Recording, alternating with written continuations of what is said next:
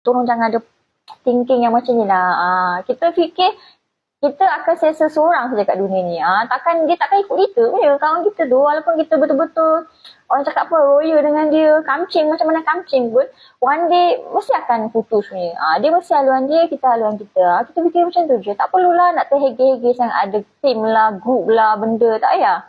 Walaupun anda baru masuk, apa yang patut anda buat kerja, buat. Anda mesti akan ada seseorang yang akan guide kita kan. Tak orang atas yang mungkin manager ke, apa, supervisor ke kat atas. Apa-apa yang anda rasa nak tanya, job scope anda tanya terus kat dia.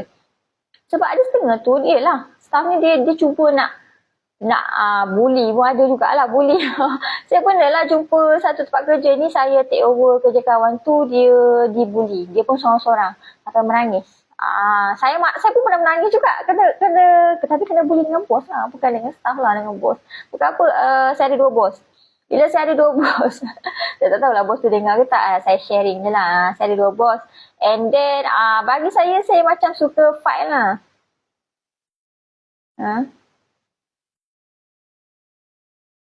Apa maksud invite you to co-host lah? Maksud dia apa? Ada yang tahu? Saya tak faham benda ni. Untuk benda. Lepas tu 2 bos ni kan. Lepas tu bos A yang dia punya head dia lah bos A lah. Lepas tu bos B ni macam bos kedua lah. Apa-apa yang head ni A yang akan buat decision dan kita refer dia. Lepas tu ada satu masa ni saya jenis suka, macam mana saya straight jugalah. Jenis macam keras kepala juga dulu ni. Sebab saya assistant kepada satu accountant ni. Jadi macam saya banyak terikut perangai dia. Sebab accountant biasalah dia jenis keras sikit kan. So saya macam satu payment ni, saya dah bagi kat satu staff lah. Maksudnya person in charge sebab saya bahagian untuk payment. Jadi apa-apa payment menjadi dia, saya akan bagi satu set kepada siapa-siapa person in charge lah. So pandai-pandai lah orang in charge tu saya tekan. Lepas tu bila saya dah bagi payment tu kat orang staff tu, bos ni datang kat saya, bos nombor 2 ni datang kat saya. Dia minta slip payment tu. Dia bagi kat tu Aminah. Saya cakap itulah. Dia bos ni dia still nak push, dia nak saya bagi juga time tu kat dia. So macam dia tak puas hati, dia pergi jumpa bos A. Habis tu bos A panggil saya lah.